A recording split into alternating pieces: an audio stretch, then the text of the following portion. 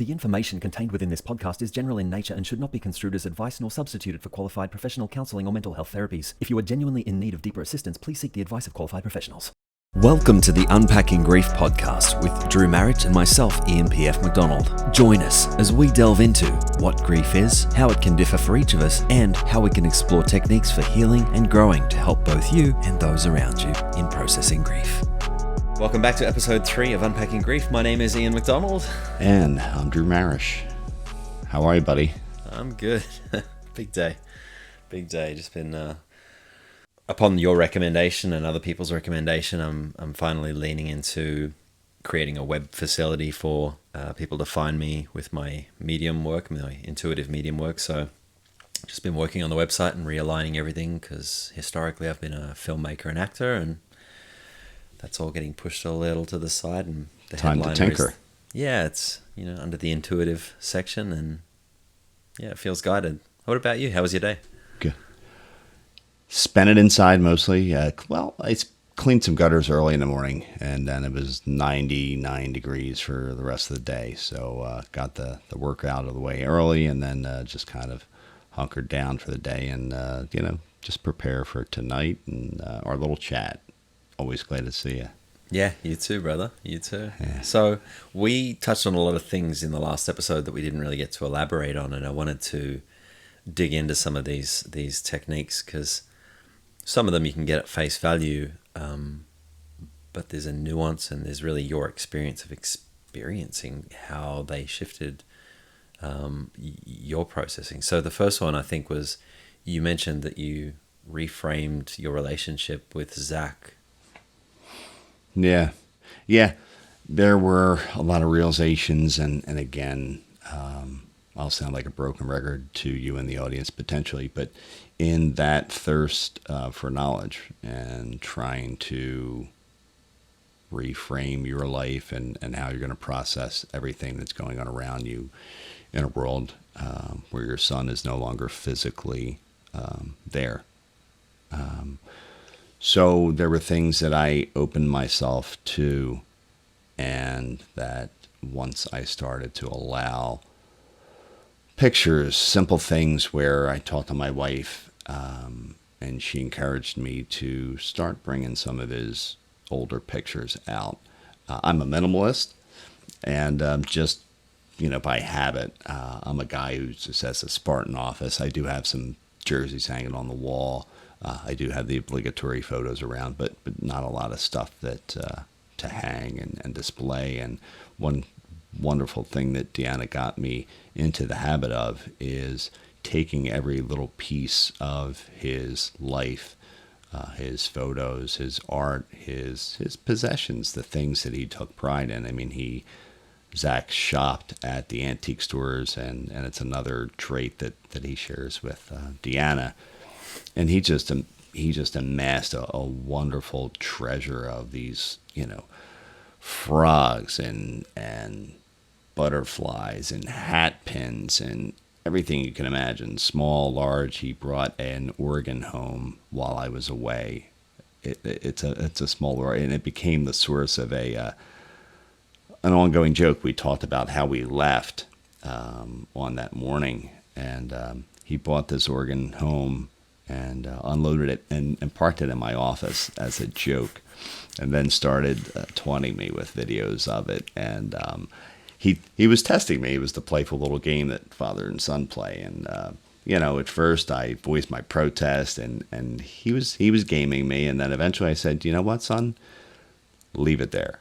It's fine." And I think it kind of blew his mind. But I digress. I moved it single-handedly out of my office into our sunroom, and he had no idea how I could have possibly done it on my own. So when he saw it sitting out there, he thought I might have damaged it or just drug it out there. And he said to me, "And I don't care what you do with the organ." I kind of had to take that as a challenge after everything that had happened, and so it became a focal point where I got it cleaned up, plugged it in. His best friend came over for a day. He plays the piano, so he got the time to sit down and play some stuff for me. And I've got a big portrait that hung on the wall back in our old house He might have been 4 or 5. So I need to clarify the timeline here. The cleaning up of the organ, this is after Zach passed, you mean? After he passed, yeah. And the message, I don't care what you do with the organ, was that through the medium? No, that was him speaking to me on his way out the door. And so with that came a heartfelt kind of, again, a reframing where it was more of a treasure than ever before. So it's been a rallying point, and it's a pleasant reminder for me. So I guess to bring it full circle, it's counterintuitive for some folks to be able to look at a piece like that and attach a transaction or an interaction with a loved one, and then be at a place where they say, I want to look at it every day. So what I managed to do was detach that emotion from it. It no longer became the organ that my son, told me, I could throw it out and burn it, do whatever I want with it. It became a tribute, another one for him. And it's a cherished piece, and I'm happy I have it.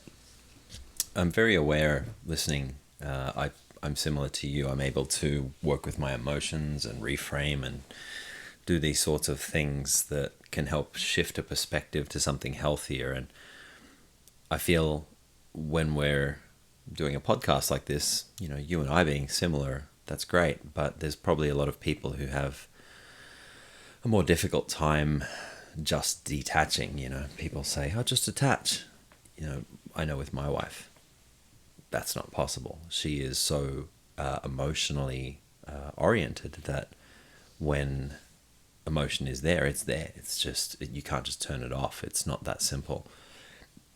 Is there any techniques that you have been, I guess, referred or found through this process that might be, maybe they did or didn't work for you, but maybe they might be helpful for someone more emotionally oriented in a position like this?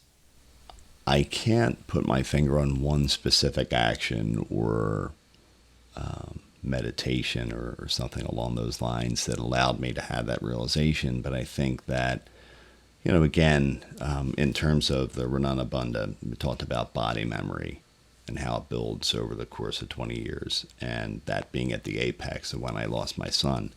And the physical approach, the third dimension of healing that, to continue our last conversation, it involved for me a lot of things, but one of it was a chanting protocol, and it was an Om Namah Shivaya. It's something that I came across and from Sadhguru. Not sure if you're familiar, but Indian mystic. A lot of great talks. What does that mean? It's obviously saying some Indian words, I'm guessing. Well, I might be preaching at a choir, but Om is known as it's probably the oldest sound vibration in the universe. It's love. It's God. It's the essence of everything, depending on what you choose to believe. And Namah Shivaya are earth, water, fire, air, and ether. So through the course over several hours for 3 days, I went through and just repeatedly chanted Om Namah Shivaya, and just got lost in it.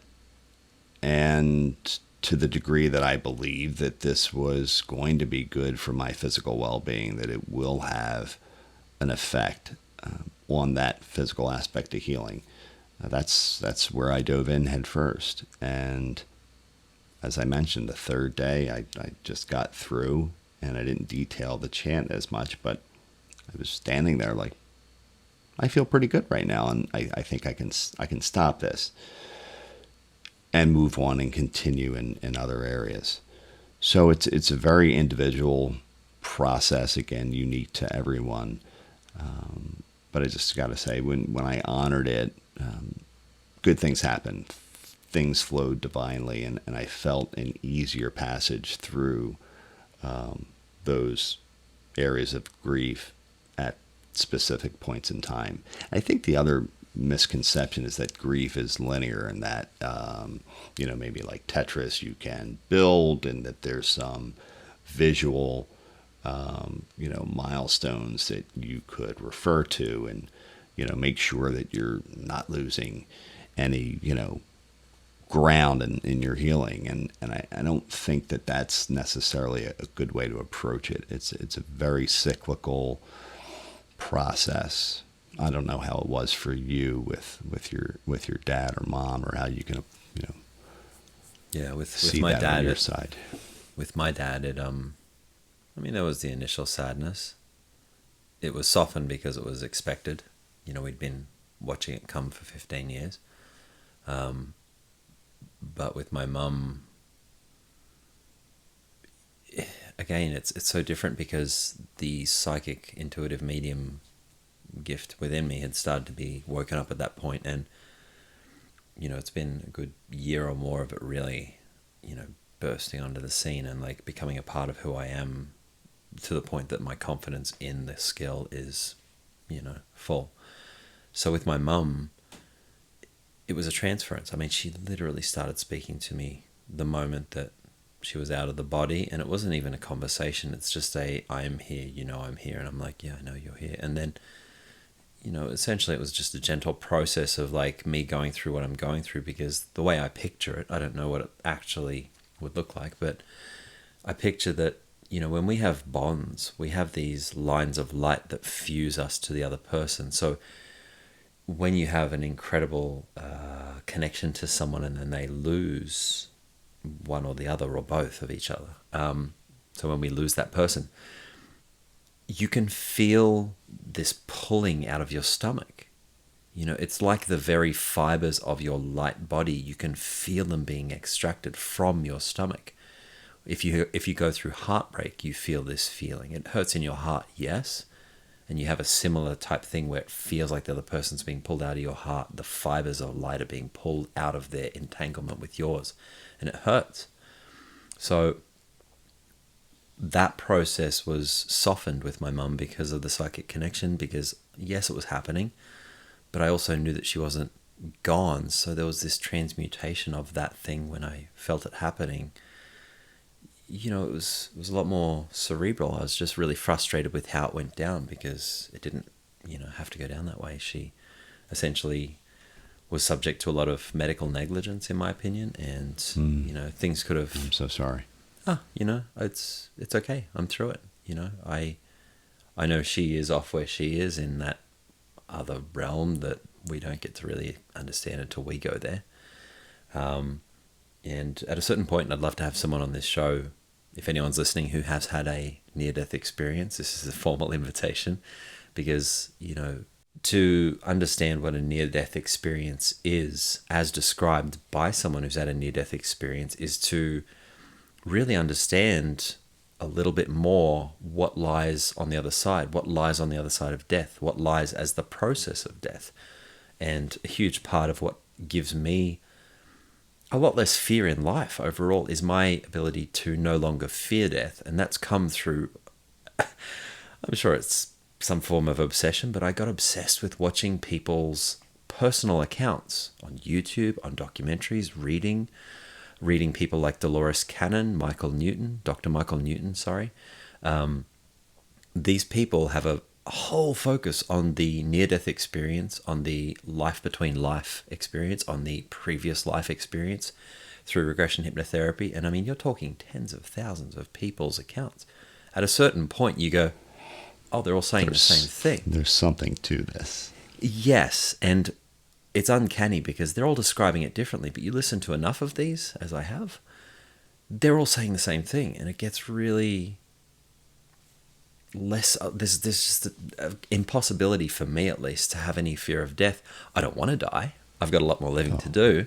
I'm going to do everything I can to live as long as I can, but that lack of fear of death means that I'm so much more present in every moment, because I'm not doing actions through the fear of consequence. I'm doing them with observation of consequence, understanding of how consequence could shorten my life, but I'm not afraid of it.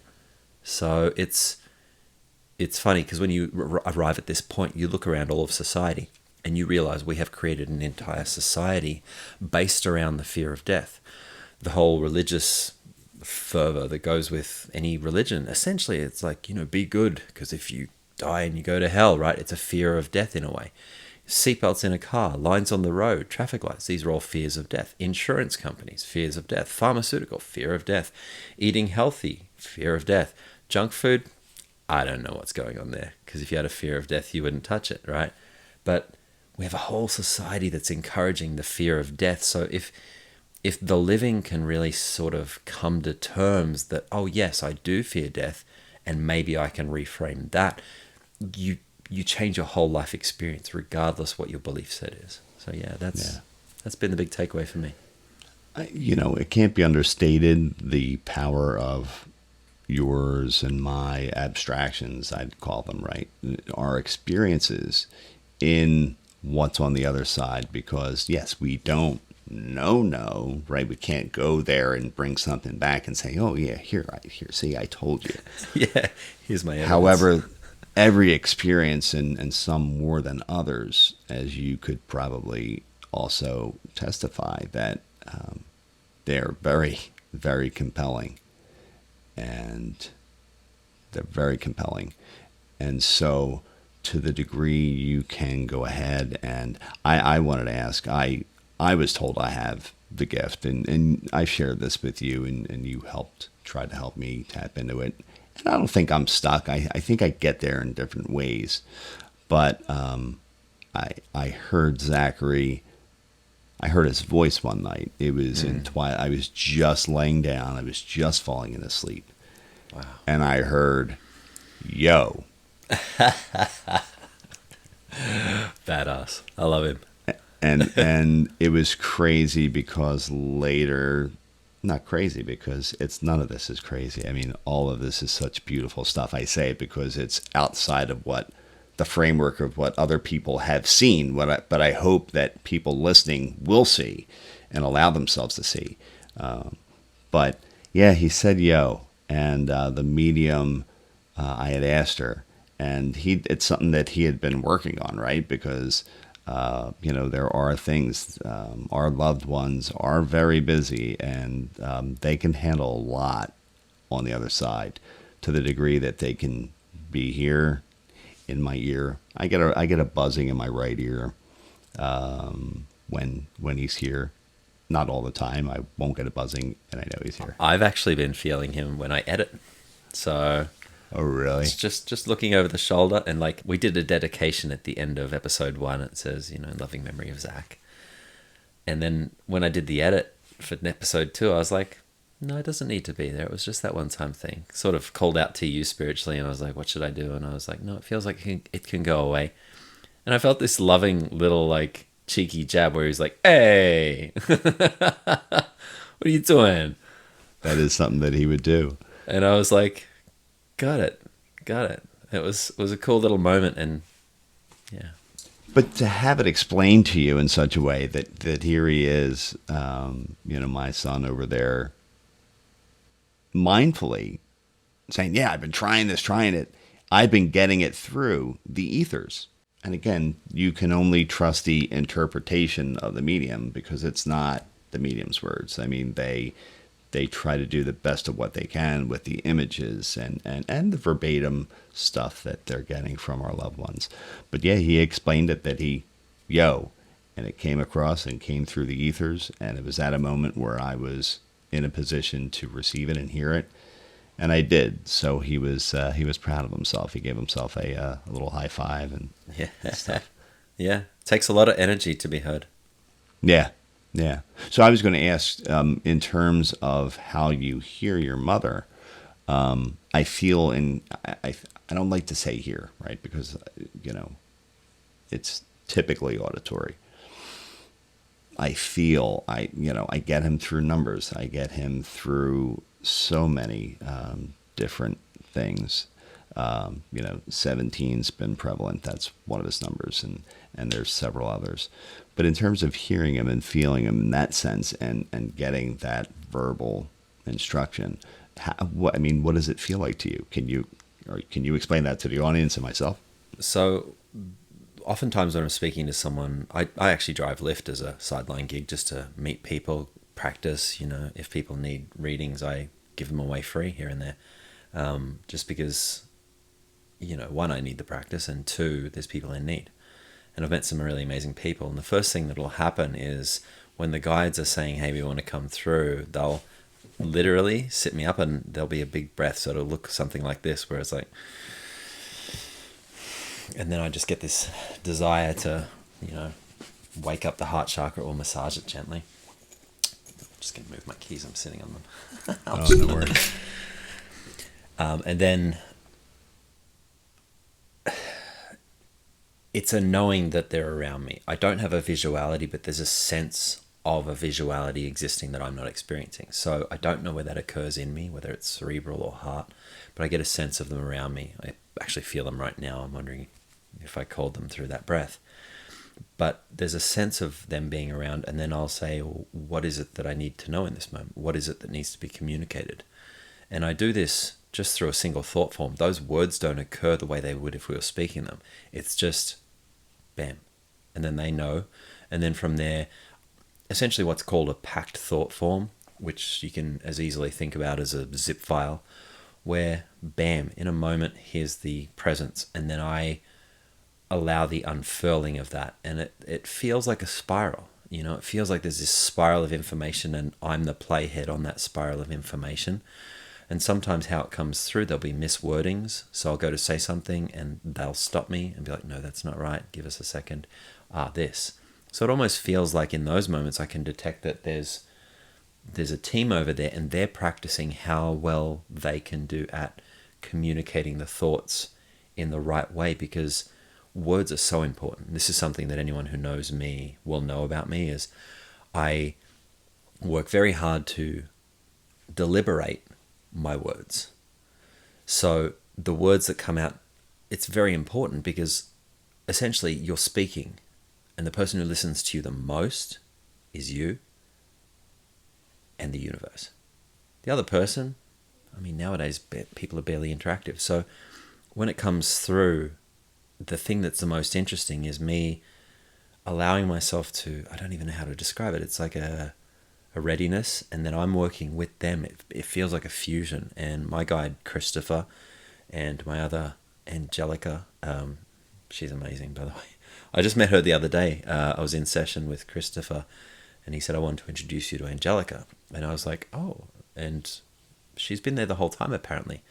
But it hasn't been the time. And now I'm at a place where she's being introduced and she's doing a lot of the working, but she's always been in my field. So having these experiences where you're introduced to these intelligences that don't have a sound, there's no orality to it, there is no, there's nothing real in a physical sense. But once I so trust the process, is that too noisy in the background? No, I detected something. I couldn't tell if it was here or there. Okay. So once I trust that process inherently, it's that trusting that makes it real, because you're no longer, and I think what most people are doing is they sense a million little pieces of guidance in their life. But what we do is we go, oh, that's nothing, or we just don't focus on it. We don't hear it. We do hear it, but we're not focusing on it. We're letting it come and pass, come and pass, come and pass.